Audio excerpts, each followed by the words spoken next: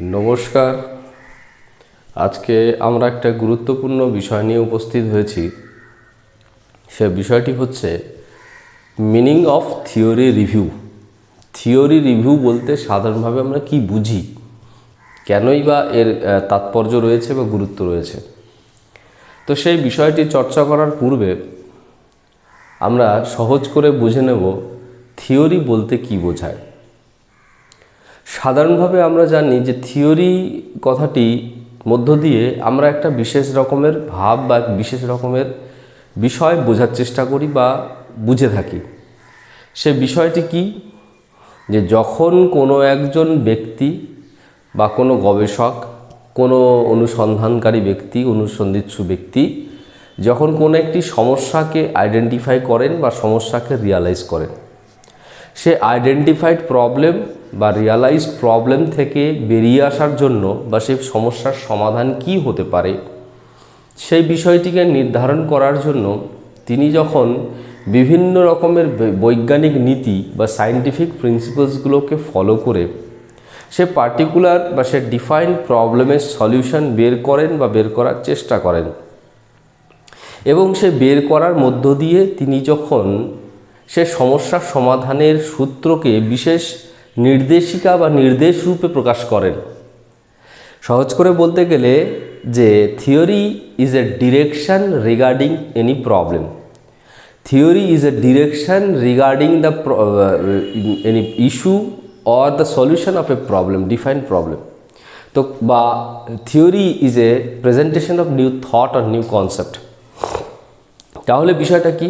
বিষয়টি হচ্ছে যখন কোনো একটি সমস্যার সমাধান করা হয়, সমাধানের যে সূত্র সেটা নতুন তথ্য রূপে বা নতুন কনসেপ্ট রূপে, নতুন নলেজ রূপে যখন কোনো এক্সপার্ট ব্যক্তি বা কোনো সাধারণ ব্যক্তি, কোনো অনুসন্ধিৎসু ব্যক্তি প্রকাশ করে থাকেন বিশেষ নির্দেশিকা রূপে, বিশেষ দৃষ্টিকোণ রূপে, বিশেষ দিশা রূপে, তখন সেই যে উপস্থাপন বা উপস্থাপিত যে জ্ঞান বা উপস্থাপিত যে নতুন নির্দেশ বা নির্দেশিকা যে কোনো নির্দিষ্ট সমস্যার নিরিখে প্রকাশিত হয়ে থাকে, যা তার্কিক মিন্স লজিক্যাল, যা তার্কিক যে বিবেচনা, সে তার্কিক বিবেচনার উপর ভিত্তি করে প্রতিষ্ঠিত হওয়ার চেষ্টা করে, তখন সেই বিষয়টিকে সাধারণভাবে আমরা বুঝে থাকি থিওরি। তাহলে আজকে আমরা যে থিওরির কতগুলো টেকনিক্যাল জিনিস সম্পর্কে বলবো, যে theory is a process two present newly develop thought. তাহলে আমরা কি বুঝলাম? যে কোনো একটা প্রবলেম এসছে আমার সামনে, কিংবা আমি একজন গবেষক হিসেবে কোনো একটা প্রবলেমকে আইডেন্টিফাই করেছি বা কোনো একটা ইস্যুকে নিয়ে আমি তার উপর কাজ করতে চাই বা কাজ করেছি। যখন আমি সেই প্রবলেম বা সেই ইস্যুটাকে নিয়ে যথার্থভাবে এক্সপ্লোর করব, সায়েন্টিফিক্যালি এক্সপ্লোর করব, লজিক্যালি এক্সপ্লোর করার পরে সেখান থেকে দেখা যাবে কিছু ভ্যালুয়েবল থট বা কিছু ভ্যালুয়েবল কনসেপ্ট আমার সামনে প্রকাশিত হচ্ছে। সে ভ্যালুয়েবল থট বা ভ্যালুয়েবল কনসেপ্ট বা ভ্যালুয়েবল আইডিয়া, সেই ভ্যালুয়েবল আইডিয়াকে যখন আমি কি করব, বিশেষভাবে প্রকাশিত করব, বিশেষভাবে উপস্থাপিত করব কোনো একটি পার্টিকুলার প্রবলেমের নিরিখে, তখন সেটিকে সাধারণভাবে আমরা কি বলবো? সেটিকে আমরা সাধারণভাবে থিওরি। তাহলে theory is a process two present newly develop thought. দ্বিতীয় ক্ষেত্রে বলা হচ্ছে theory is a logical presentation of reality based on new idea. Logical presentation of idea, new idea, logical presentation. কেন এখানে লজিক্যাল প্রেজেন্টেশন কথাটিকে বলা হচ্ছে? Logical presentation of idea, presentation of reality. এখানে কি বলা হচ্ছে? যে এখানে দুটো শব্দ ব্যবহার করা হচ্ছে, যে কোনো একটা বাস্তবকে তুলে ধরা হয় লজিক্যালি এই থিওরির মধ্য দিয়ে। তাহলে থিওরিটা কি? থিওরিটা হচ্ছে এমন বাস্তবিক কোনো বিষয়ের যৌক্তিক উপস্থাপন, logical presentation of new thought, new reality, মানে new concept regarding any reality. তাহলে আমরা সাধারণভাবে বুঝে থাকি যে রিয়ালিটি কি? রিয়ালিটি হচ্ছে যা সত্য, যা ঘটে মানে কজ অ্যান্ড এফেক্টের উপর দাঁড়িয়ে আছে, যা ঘটেছে বা যা প্রতিষ্ঠিত বা গৃহীত বা কোনো একটা ঘটনা, সেই ঘটনাটার যখন সত্যতা থাকবে, সেটা নির্দিষ্ট সময়ের নিরিখে যখন তার সত্যতা প্রকাশিত হবে, তখন সেই নির্দিষ্ট সময় বা পরিস্থিতির উপর ভিত্তি করে সেই বিষয়টিকে বলা হবে রিয়াল। তাহলে reality is a concept regarding the any issue or any aspects any concept based on a particular time or situation, this is reality. তা এখানে যে থিওরির কথা বলা হচ্ছে, সে থিওরিটা কি? থিওরিটা হচ্ছে লজিক্যাল প্রেজেন্টেশন অফ রিয়ালিটি। কোনো একটা বাস্তবকে লজিক্যালি উপস্থাপিত করা হয়, লজিক্যালি তুলে ধরা হয়। আর এই লজিক্যালি উপস্থাপন করা হয় বা লজিক্যালি তুলে ধরা হয় নতুন ধারণা রূপে, নতুন কনসেপ্ট রূপে, নতুন আইডিয়া রূপে। এই নতুন ধারণা, নতুন কনসেপ্ট এবং আইডিয়াকে কি করতে হয়? অ্যাপ্রোপ্রিয়েট অ্যানালাইসিস আর অ্যাপ্রোপ্রিয়েট বিশ্লেষণের প্রয়োজন হয়। কেন না? তো অ্যাপ্রোপ্রিয়েট অ্যানালাইসিস যিনি প্রেজেন্ট করেন তিনি কিন্তু অ্যাপ্রোপ্রিয়েট অ্যানালাইসিসের মধ্য দিয়েই কিন্তু সে রিয়ালিটিটাকে প্রেজেন্ট করার চেষ্টা করেন। সেই জন্য সে অ্যাপ্রোপ্রিয়েট অ্যানালাইসিসটা কিসের ভিত্তিতে হয়? বিভিন্ন রকমের লজিক্যাল প্যারামিটার। সে বিভিন্ন রকম লজিক্যাল প্যারামিটারের উপর ভিত্তি করে রিয়ালিটিকে অ্যানালাইসিস করার মাধ্যমে রিয়ালিটিকে নতুন কনসেপ্ট রূপে উপস্থাপন যখন করা হয় তখন সেটিকে থিওরি হিসেবে উল্লেখ করা যায়। এরপরে কি বলা হচ্ছে? তাহলে আমরা দেখলাম is a process to present new develop thought, A logical presentation of reality based on new idea. Thirdly কি বলা হচ্ছে? Reflection of new concept or principal. একই কথা, নতুন কোনো নীতি, নতুন কোনো প্রিন্সিপাল, কোনো একটা পার্টিকুলার ইস্যু বা কোনো একটা পার্টিকুলার টাস্ক বা প্রবলেমের নিরিখে কোনো নতুন নীতি যখন প্রকাশিত হয়, নতুন ধারণা রূপে, নতুন ধারণা বা নতুন কোনো নীতি প্রকাশিত হয়, প্রতিফলিত হয় যে বিশেষ সিস্টেমেটিক প্রেজেন্টেশনের মধ্য দিয়ে, সেই সিস্টেমেটিক রিফ্লেকশনের মধ্য দিয়ে যখন কোনো নতুন কনসেপ্ট বা নতুন কোনো প্রিন্সিপাল প্রকাশিত হয় এবং তার একটা বিশেষ গুরুত্ব থাকে বা গুরুত্ব বের করার চেষ্টা করা হয়, গুরুত্ব প্রতিষ্ঠা করার চেষ্টা করা হয়, প্রতিষ্ঠা করার সুযোগ থাকে, অর্থাৎ যেটা ভেরিফায়েবল হবে। অর্থাৎ থিওরির মধ্য দিয়ে যে কনসেপ্ট বা যে নিউ আইডিয়া বা যে ধারণাগুলো প্রকাশিত হয় বা প্রতিষ্ঠিত হয়ে থাকে সেগুলো কিন্তু শুড বি ভেরিফায়েবল, সেগুলো কিন্তু বিচার্য বিষয় হবে বা সেগুলো হবে যাচাইযোগ্য হবে, বিচার্য বিষয় হবে বা যাচাইযোগ্য বিষয় হতে হবে। যদি কোনো থিওরি বা যদি কোনো কনসেপ্ট যদি যাচাইযোগ্য না হয় তাহলে কিন্তু তার থিওরির অংশ হিসেবে বিবেচিত হবে না বা তার কোনো গুরুত্ব থাকবে না। সেজন্য এটা একটা গুরুত্বপূর্ণ বিষয়। আর লাস্টলি এখানে বলা হয়েছে theory is a dialogue based on new thought. Dialogue কি? Dialogue is effective interaction between reality and truth. এখানে যদি বলা হচ্ছে কোন একটা ডায়ালগ প্রকাশিত হলো, ডায়ালগ প্রকাশিত হলো মানে কি? ডায়ালগ প্রকাশিত হলো মানে হচ্ছে যে কোনো একটা বিষয়ের উপর ভিত্তি করে, কোনো একটা বিষয়ের উপর ভিত্তি করে বা কোনো একটা ইস্যুর উপর ভিত্তি করে বিশেষ দিশা বা বিশেষ কোনো সিদ্ধান্ত বা বিশেষ কোনো বক্তব্য, বিশেষ কোনো নীতি, বিশেষ কোনো কনসেপ্ট প্রকাশ করা হয়েছে। এবং সেই কনসেপ্টটাকে আমি কি বলেছিলাম যে থিওরি হতে গেলে কনসেপ্টটাকে, সেই কনসেপ্টের প্রেজেন্টেশনকে যদি আমরা থিওরি বলতে চাই তাহলে আমাদেরকে একটা বিষয়কে সেখানে ফোকাস করতে হবে, সেটা হচ্ছে সেই কনসেপ্টগুলো ভেরিফায়েবল আর টেস্টেবল হতে হবে। অর্থাৎ এই ভেরিফাই করার সময় বা ভেরিফাই করার জন্য যখন দুই বা ততোধিক এক্সপার্ট ব্যক্তি লজিক্যালি সেই বিষয়গুলোকে অ্যানালাইসিস করবেন বা করার স্কোপ থাকবে, অ্যানালাইসিস করবেন এবং তার যে প্রকৃত যে নির্যাস, প্রকৃত যে মূল্য, সে প্রকৃত মূল্য বা প্রকৃত নির্যাস বা প্রকৃত গুরুত্বকে প্রতিষ্ঠা করার চেষ্টা করবেন, তখন সেই যে একটা সমষ্টিগত একটা প্রক্রিয়া, সে সমষ্টিগত প্রক্রিয়াকে ডায়ালগ হিসেবে উল্লেখ করা হয়।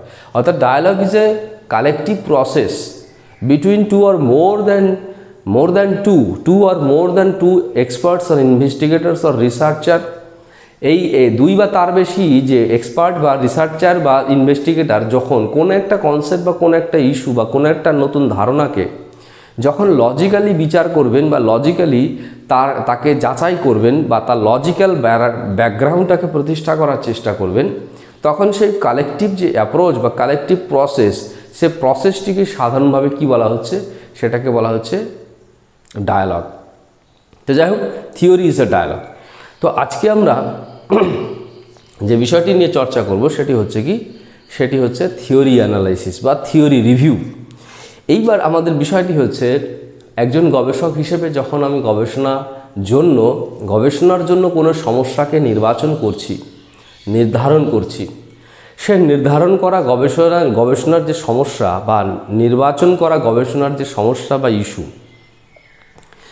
সবার আগে আমাকে দেখতে হবে সেই গবেষণার ইস্যুটির গুরুত্বকে প্রতিষ্ঠা করার জন্য তার সমর্থনে বা তার সাথে সম্পর্কযুক্ত কোনো রকমের থিওরি এক্সিস্ট করে কি না। যদি থিওরি এক্সিস্ট করে, কোনো একটা প্রবলেমের যদি থিওরি এক্সিস্ট করে, তাহলে সেই থিওরি সেই প্রবলেমটিকে জাস্টিফাই করে বা তার ভ্যালু বা ইউটিলিটিকে এস্টাবলিশ করতে সাহায্য করে। তাহলে এবার প্রশ্ন হচ্ছে, যদি কোনো আইডেন্টিফাইড বা রিয়ালাইজড প্রবলেম বা ইস্যুর পরিপ্রেক্ষিতে যদি তার সমর্থনে তার সাথে রিলেটেড বা কানেক্টেড যদি কোনো থিওরি থাকে, তাহলে সেই থিওরিকে রিভিউ করাটা অত্যন্ত আবশ্যক। থিওরি রিভিউ করার মধ্য দিয়ে কোনো স্পেসিফিক আর established direction for action, specific direction, appropriate direction, significant direction কিন্তু আমরা পেয়ে যাব। অর্থাৎ বলা হচ্ছে যে থিওরি যদি আমার রিলেভেন্ট বা রিলেটেড যদি থিওরি থাকে, তাহলে সেই থিওরিগুলোকে প্রপার অ্যানালাইসিস করার মাধ্যমে যদি বুঝতে পারি বা সিদ্ধান্তে পৌঁছাতে পারি যে না, এই থিওরি ইজ ভেরি সিগনিফিক্যান্ট, এই থিওরিটা খুব তাৎপর্যপূর্ণ এবং এই থিওরিটি আমার সেই পার্টিকুলার প্রবলেম বা আমার সেই পার্টিকুলার সমস্যাটির সমাধানের জন্য উপযুক্ত, বা আমার সেই পার্টিকুলার প্রবলেমটিকে এক্সপ্লোর করার জন্য উপযুক্ত বা তাৎপর্যপূর্ণ। তো এরকম এই যে কোনো থিওরি যদি তার তাৎপর্যপূর্ণতার জায়গাটিকে নির্ধারণ করার জন্য সে থিওরিকে পুঙ্খানুপুঙ্খভাবে বিশ্লেষণ করা প্রয়োজন। যদি এখানে আমি প্রথমে বলেছিলাম, যদি কোনো ডিফাইন্ড প্রবলেম বা আইডেন্টিফাইড প্রবলেমের রিলেটেড বা অ্যাসোসিয়েটেড কোনো থিওরি থাকে, সবার আগে আমাদেরকে সেই থিওরিটিকে অ্যানালাইসিস বা রিভিউ করে দেখতে হবে। তাহলে আজকে আমরা আলোচনা করব যে থিওরি রিভিউয়ের মধ্য দিয়ে অ্যাকচুয়ালি সিস্টেমেটিক্যালি আমরা কি করে থাকি। এখানে যেমন বলা হচ্ছে, প্রথমে theory review is a process two evaluate A theory logically on defined purpose. এখানে কি বলা হচ্ছে, আমরা মূল্যায়ন করব। থিওরি রিভিউ করব মানে হচ্ছে আমরা মূল্যায়ন করব। আচ্ছা, আর আমরা জানি যে মূল্যায়ন করব, কাকে মূল্যায়ন করব? যে থিওরিতে যে কথাগুলো বলা আছে, যে কনসেপ্টগুলো দেওয়া আছে, যে ডিরেকশনসগুলো দেওয়া আছে, বা যে দৃষ্টিকোণ দেওয়া হয়েছে, কোনো একটা পার্টিকুলার প্রবলেমকে এক্সপ্লোর করতে গিয়ে যে দৃষ্টিকোণ বা অ্যাটিটিউডিনাল প্রেজেন্টেশন রয়েছে বা রিফ্লেকশন অফ নিউ আইডিয়া রয়েছে, তাহলে এই যে একটা নতুন থিওরিতে যে বিশেষ রূপে বিশেষ ডিরেকশন প্রোভাইড করা হয়েছে বা ইনফরমেশন দেওয়া হয়েছে বা লজিক প্রেজেন্ট করা হয়েছে, সেগুলো কি কতটা তাৎপর্যপূর্ণ, সেগুলো কতটা গুরুত্বপূর্ণ, তার কি কন্ট্রিবিউশন রয়েছে, তার কতটা গুরুত্ব রয়েছে বা তার কতটা কন্ট্রিবিউশন রয়েছে, সেগুলোকে আমরা কি করব, সেটাকে আমাকে ইভ্যালুয়েট করতে হয়। ইভ্যালুয়েট করার প্রসেসটাই হচ্ছে থিওরি রিভিউ। অর্থাৎ থিওরির মধ্যে থাকা বিষয়গুলির লজিক্যাল ব্যাকগ্রাউন্ড কতটা তাৎপর্যপূর্ণ, সায়েন্টিফিক ব্যাকগ্রাউন্ড কতটা তাৎপর্যপূর্ণ, তার কন্ট্রিবিউশন কতটা থাকতে পারে বা কতটা রয়েছে, বা ভ্যালু ক্রিয়েট করার প্রবাবিলিটি কতটা রয়েছে, ভ্যালু কতটা রয়েছে, এফেক্টিভনেস কতটা রয়েছে, ইত্যাদি বিষয়গুলোকে আমাকে বিচার করতে হবে, মূল্যায়ন করতে হবে। আর আমরা জানি যে কোনো বিষয়কে মূল্যায়ন করতে গেলে মূলত আমার দুটো গুরুত্বপূর্ণ নির্ধারকের প্রয়োজন হয়। প্রথম নির্ধারক হচ্ছে উদ্দেশ্য, 2 নম্বর হচ্ছে তার কার্যকারিতা বা তার গুরুত্ব। তাহলে এবার প্রশ্নটা হচ্ছে, আমার উদ্দেশ্য অনুসারে, এবং সেই উদ্দেশ্যটা হচ্ছে গুরুত্বপূর্ণ একটা প্যারামিটার বা একটা গুরুত্বপূর্ণ নির্ণায়ক। আমার উদ্দেশ্য অনুসারে, উদ্দেশ্য কিসের উদ্দেশ্য হবে? যখন কোনো একটা থিওরিকে রিভিউ করব, থিওরির মধ্যে যে মূল যে বক্তব্যগুলো, সে বক্তব্যগুলো অ্যাকচুয়ালি আমার কোন অবজেক্টিভকে মিট করতে পারে, বা আমার রিয়ালিস্টিক যে রিকোয়ারমেন্ট রিসার্চের ক্ষেত্রে, সে রিয়ালিস্টিক রিকোয়ারমেন্টের কোন জায়গাটাকে ভাইব্রেট করতে পারে। তো সেই জন্য আমাকে দেখতে হবে যে তার যে অ্যাকচুয়াল যে ভ্যালিড বক্তব্যটা কী আছে, যে সে কি বলতে চাইছে, তার বক্তব্যের অ্যাপ্লিকেবিলিটি কী রয়েছে, আর আমি যখন সেই থিওরিকে নির্বাচন করেছি যে আমি তাকে রিভিউ করব বা সেটাকে নিয়ে অ্যানালাইসিস করব, তখন সিলেকশনের সময় কিন্তু আমি তার অ্যাপ্লিকেবিলিটিকে আমার গুরুত্বপূর্ণ অবজেক্টিভ হিসেবে বিবেচনা করেছি বা গুরুত্ব দিয়েছি, কিংবা বলা যেতে পারে যে অ্যাজ এ রিসার্চার আমার যে অবজেক্টিভ তার সাথে আমি অ্যাসিমিলেশন খুঁজে পেয়েছি তার অ্যাপ্লিকেবিলিটির জায়গাগুলো থেকে। সেই অ্যাপ্লিকেবিলিটির জায়গাগুলির সাথে আমার যে ভাবনার, আমার প্রয়োজনীয়তা, আমার পারপাসের অ্যাসিমিলেশন পেয়েছি বা মিল পেয়েছি, তার সাদৃশ্য পেয়েছি, তার পরিপ্রেক্ষিতে সে পার্টিকুলার থিওরিটিকে আমি ঠিক করেছি, নির্বাচন করেছি। এবার সে নির্বাচিত, তার মানে আমার কিছু উদ্দেশ্য আছে। তাহলে আমি বলতে চাইছি যা সে বলতে চাইছে, থিওরিতে যা বলতে চাইছে আর আমি যা দেখতে চাইছি, বা তার যে ডিরেকশনটাকে আমি যে দৃষ্টিকোণ থেকে বিশ্লেষণ করতে চাইছি, সেটা কতটা সিগনিফিক্যান্ট, কতটা অ্যাপ্রোপ্রিয়েট, এবং বলা যেতে পারে তার যে বক্তব্য সেটা কতটা আমি প্র্যাকটিক্যালি, লজিক্যালি আমি প্রয়োগ করতে পারবো বা কাজে লাগাতে পারবো। তার থেকে বড় কথাটা হচ্ছে যে বক্তব্যটা সেখানে বলা আছে, সেই বক্তব্যটাকে কি আমার গবেষণার ক্ষেত্রে, আমার স্টাডির ক্ষেত্রে সেটাকে কি একটা গুরুত্বপূর্ণ সিগনিফিক্যান্ট ডিরেকশন বা সিগনিফিক্যান্ট ডিরেকশন হিসেবে কি আমি ধরতে পারবো, সেটা হচ্ছে আমার অবজেক্টিভ, যে সে একটা significant direction for my study. Because যে সেই থিওরিটা হচ্ছে একটা দারুণ মাইলস্টোন, একটা দারুণ বক্তব্য, সেই বক্তব্যটা হচ্ছে আমার কাছে তাৎপর্যপূর্ণ, তার ভিত্তিতেই আমি আমার কাজটা করতে চাই। তো এই জায়গাটা হচ্ছে কি, এইরকমভাবে যখন কোনো একটা থিওরিকে মূল্যায়ন করা হবে, মূল্যায়ন করাকেই বলা হচ্ছে সাধারণভাবে theory review. It's basic purpose to find out the level of contribution, level of assimilation, level of applicability as per my defined problem or my defined issue. এবং আমি সেই ডিফাইন্ড ইস্যুর পরিপ্রেক্ষিতে তার অ্যাপ্লিকেবিলিটি, তার কন্ট্রিবিউশন, তার সিগনিফিক্যান্সটা যদি পেয়ে যাই, তাহলে সেটা কি হবে, সেটা কিন্তু আমার ডিরেকশন হিসেবে, রিসার্চের আমার স্টাডির ডিরেকশন হিসেবে কিন্তু গুরুত্ব পাবে।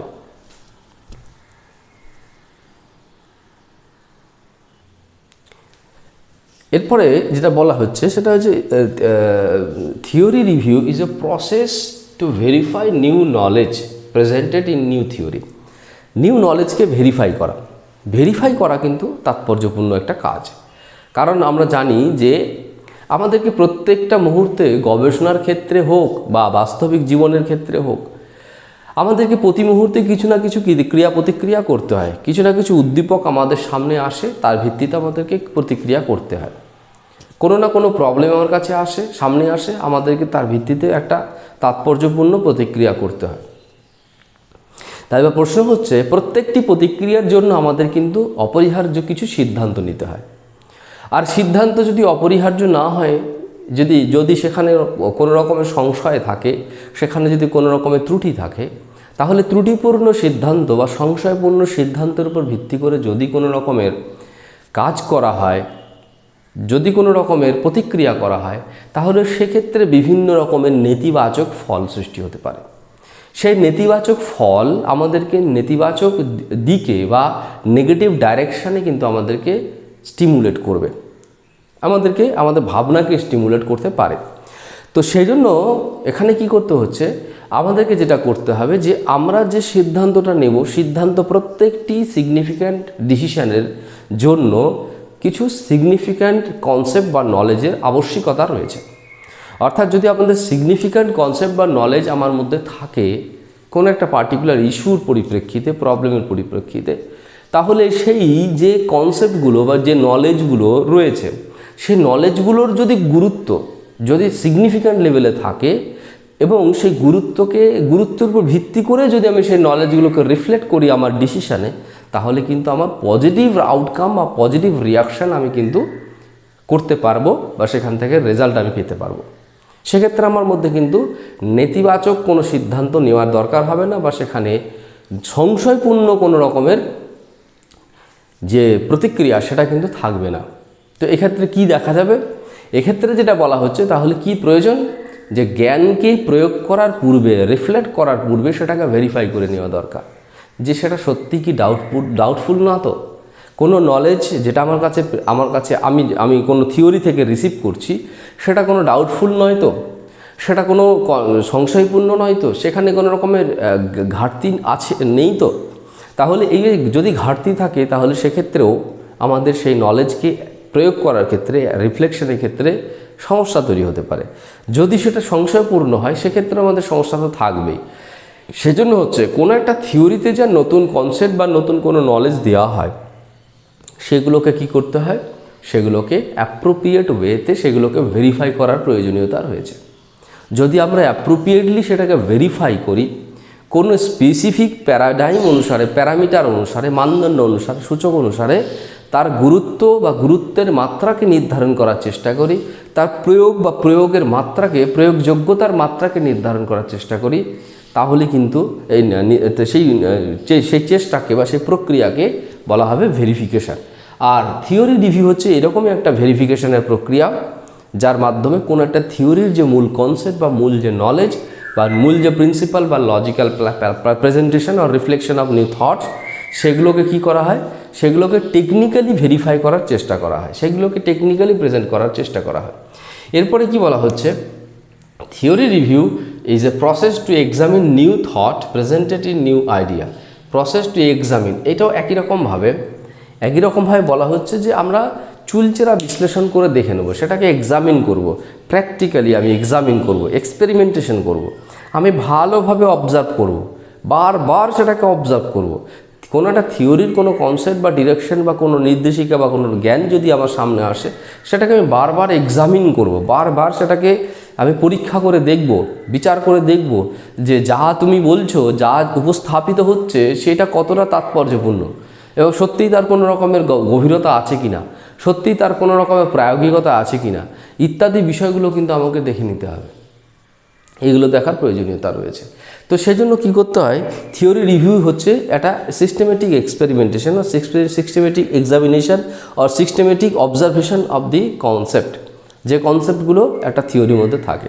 অনেক সময় দেখা যায় যে আমাদের মানে ব্যক্তির ক্ষমতার অভাবের জন্য, ইনঅ্যাবিলিটি অর মানে এফিসিয়েন্সির অভাব থাকার জন্য, কর্মক্ষমতার বা কর্মযোগ্যতার বা কর্মদক্ষতার অভাব থাকার জন্য সমস্ত বিষয়গুলো, অর্থাৎ একটা থিওরির মধ্যে বিভিন্ন রকমের ডাইমেনশন থাকতে পারে, বিভিন্ন রকমের জোন থাকতে পারে, জোন অফ স্টাডি থাকতে পারে বা ডাইমেনশন থাকতে পারে, তার স্পেসিফিক কিছু ডিরেকশন থাকতে পারে, স্পেসিফিক কিছু প্রিন্সিপালস থাকতে পারে। দেখা গেল যতগুলো প্রিন্সিপালস, যতগুলো ডিরেকশন, যতগুলো ওয়ে ফর ডিসিশন মেকিং, এই বিভিন্ন রকম দিকগুলো যেগুলো রয়েছে সেগুলো আমাদের অক্ষমতার জন্য বা কম কর্মক্ষমতার জন্য বা আমাদের নিজস্ব এবিলিটির ঘাটতির জন্য আমরা সেই প্রত্যেকটা বিষয়কে এক্সপ্লোর করতে পারছি না। তাহলে সেক্ষেত্রে কিন্তু সিদ্ধান্ত নিলে আমাদের কিন্তু নেগেটিভ আউটকাম আসতে পারে।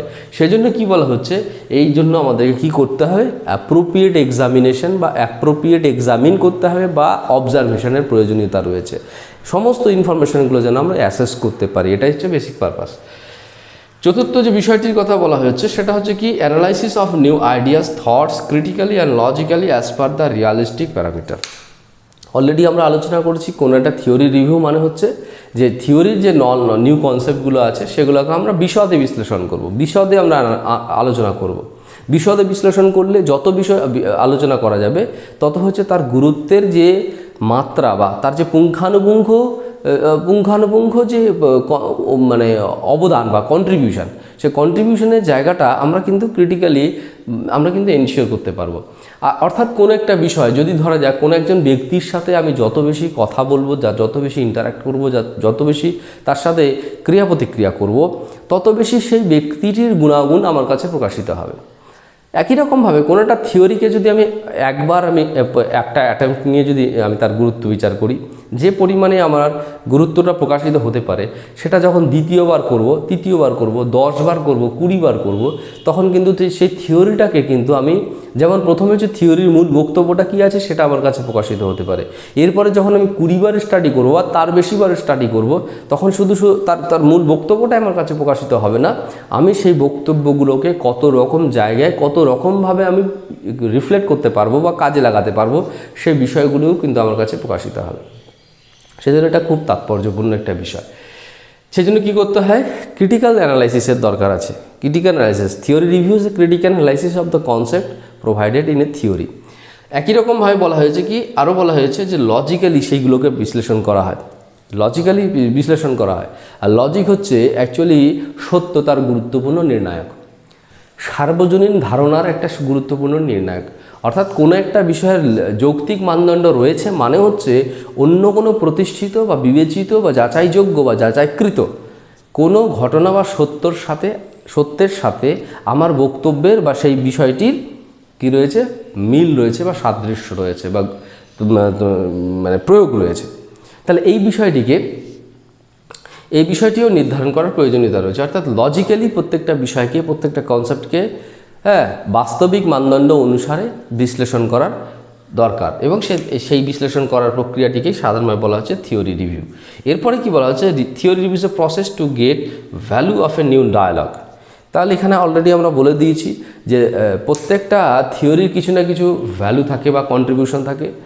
এই যে কন্ট্রিবিউশনের যে জায়গাটা, সে কন্ট্রিবিউশনের জায়গাটাকে নির্ধারণ করার জন্যই যে বিশেষ রকমের সুপরিকল্পিত বা টেকনিক্যাল যে analysis of the concept of A theory, সেটাকে সাধারণভাবে বলা হচ্ছে থিওরি রিভিউ। এখানে ডায়ালগের যে বক্তব্যগুলো সেগুলোকে চুলচেরা বিশ্লেষণ করে দেখা হয় এবং সেখান থেকে কিন্তু অ্যাকচুয়ালি যে প্রবাবিলিটি অফ ভ্যালু আর প্রবাবিলিটি অফ কন্ট্রিবিউশন আর এফেক্টিভনেস, সেই জায়গাগুলোকে নির্ধারণ করার চেষ্টা করা হয় এবং সেই মতো করে পরবর্তীতে সেই জায়গাগুলোর উপর ভিত্তি করে বিশেষ সিদ্ধান্ত নিয়ে সেই মতো করে কাজ করা হয়, বিশেষ রকমের প্রতিক্রিয়া করা হয়। এটি হচ্ছে একটা সিগনিফিক্যান্ট বিষয়।